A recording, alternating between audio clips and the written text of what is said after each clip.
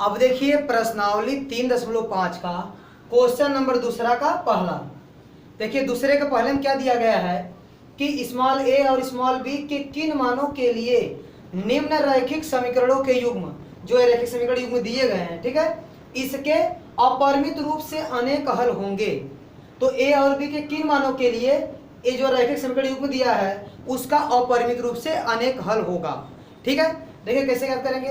ये जो दिया गया रैखिक समीकरण तो यहाँ लिख देंगे, दिए गए रैखिक समीकरण युग्म की तुलना व्यापक रैखिक समीकरण युग्म a1x plus b1y plus c1 equal to 0 तथा a2x plus b2y plus c2 equal to 0 से करने पर, ठीक है, इतना लिख देंगे। ठीक है, क्या लिखेंगे यहाँ पर जब इसको हल करेंगे, देखिए यहाँ लिख देंगे कि दिए गए रैखिक समीकरण युग्म की तुलना व्यापक रैखिक समीकरण युग्म इतना तथा इतने से करने पर। तो जब तुलना करेंगे तो इसकी देखिए इससे आप समीकरण एक की तुलना कर दीजिए। तो देखिए जो x गुणांक है a1 का मान कितना आएगा 2, और जो y गुणांक है b1 वह y के गुणांक के बराबर होगा यानी 3, और जो c1 का मान होगा वह देखिए 7 को इस साइड भेज दीजिए तो हो जाएगा -7 बराबर क्या हो जाएगा 0। ठीक है, बराबर 0 समीकरण नंबर 1। तो c1 का मान कितना है -7, और इसी प्रकार इस पद को आप इस साइड भेजेंगे तो ये निगेटिव हो जाएगा, और इधर क्या बचेगा, इधर बचेगा आपका 0 बराबर 0। ये समीकरण नंबर 2 हो गया।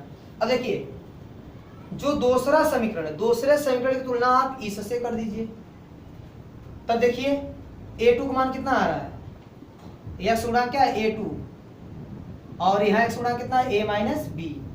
तो a2 का मान आ गया a माइनस बी, और b2 का मान कितना आ गया a प्लस बी, और c2 का मान कितना आ गया माइनस ब्रैकेट में कितना है 3a प्लस बी माइनस 2। ठीक है, अब इतना हो गया। इतना करने के बाद अब क्या करेंगे, देखिए लिखा है कि निम्न रैखिक समीकरणों के युग्म के अपरिमित रूप से अनेक हल हैं। अगर इस समीकरण युग्म का अपरिमित रूप से अनेक हल होगा तो देखिए यह लिख देंगे, चूंकि रैखिक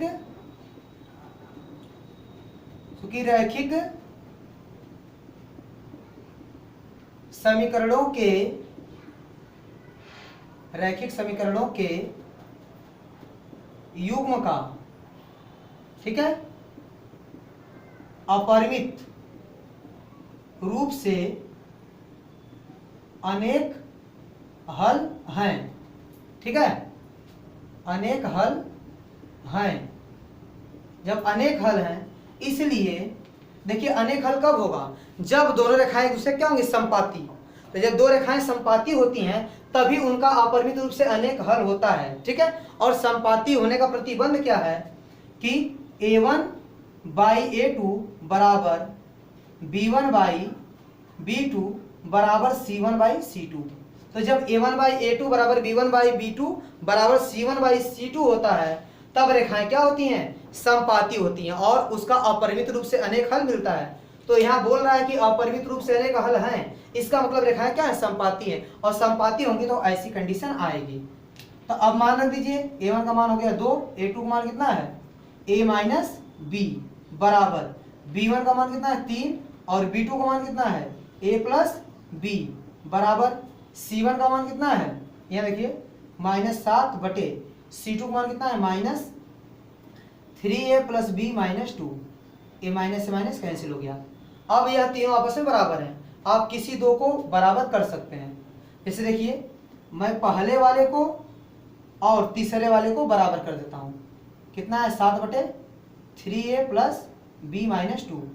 ठीक है, अब तिर्यक गुणा करेंगे, तिर्यक गुणा कीजिए तो 2 तिहाई 6a प्लस 2b माइनस 4 बराबर गुणा कर दीजिए, या तो पहले इसका गुणा कर दीजिए, 7 का गुणा कर दीजिए 7a और माइनस 7b बराबर, अब 2 का गुणा कीजिए 2 तिहाई 6a प्लस 2b और माइनस 4।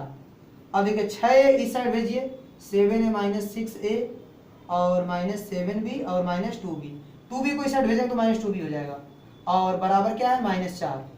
अब देखिए 7a में से 6 जाएगा कितना हो जाएगा a, और -7 में -2 भी तो हो जाएगा आपका -9b बराबर -4। इसको आप मान लीजिए, ये देख लीजिए, इसको मान लीजिए समीकरण नंबर 3। 1 और 2 इसको माने हैं, तो इसको मान सकते हैं हम लोग समीकरण नंबर 3। अब देखिए पहला और तीसरा बराबर किए हैं, अब हम लोग दूसरा और तीसरा बराबर कर देंगे। तो दूसरा क्या है 3/a + b बराबर 7/3a + b - 2। ठीक है, अब तीसरे गुणा कर दीजिए, तो गुणा कीजिए 7a + 7b बराबर 3 का गुणा कीजिए 3 तरीके 9a, ऐसे लिखिए 3 का गुणा कीजिए 3 तरीके 9a + 3b और -3 दूनी 6 बराबर 7 गुणा इधर कीजिए 7a + 7b। अब देखिए ये हो गया 9a + 3b - 6, बाकी सबको 95 कर दीजिए। रुकिए, इसको 95 कीजिए -7a और -7b, और -6 को उस साइड भेजिए +6 हो जाएगा। अब देखिए 9a में से 7a जाएगा तो आएगा आपका 2a। ठीक है, और -7b और +3b, तो प्लस माइनस तो घटेगा, 7 में से 3 जाएगा 4b और चिन्ह बड़े का लगेगा बराबर क्या है 6। अब दोनों पक्षों में आप 2 से भाग कर सकते हैं, तो 2 से भाग करें कितना आएगा 2 कट जाएगा, और 2 दूनी 4, 2 3 6। अब देखिए इसको आप मान लीजिए समीकरण नंबर 4। अब समीकरण 3 और 4 को हल कर लीजिए, इतना आप नोट कर लेंगे। ठीक है, इसके बाद देखिए अब समीकरण 3 और 4 को हल कर लीजिए। देखिए इसको मैं मिटाता हूं,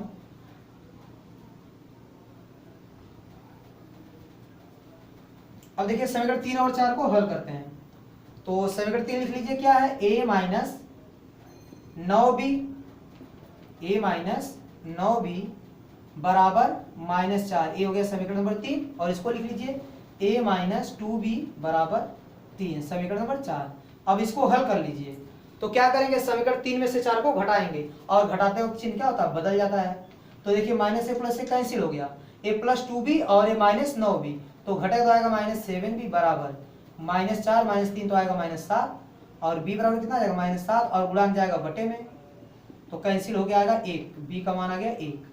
अब b का मान आप कहीं रख लीजिए, किसी समीकरण में रख लीजिए। चलिए इसमें रखेंगे तो कितना आएगा a - 9 गुणे b का मान कितना है 1 बराबर -4, तो a - 9 बराबर -4, तो a बराबर कितना आएगा -9 उस साइड जाएगा क्या जाएगा +9 और -4, तो 9 में से 4 जगह आएगा 5, तो a का मान 5 और b का मान a। ठीक है, a और b का मान ज्ञात करना था, a और b का मान ज्ञात हो गया, तो ये क्वेश्चन कंप्लीट हो जाएगा। ठीक है, इस प्रकार क्वेश्चन नंबर दूसरे का पहला लग गया।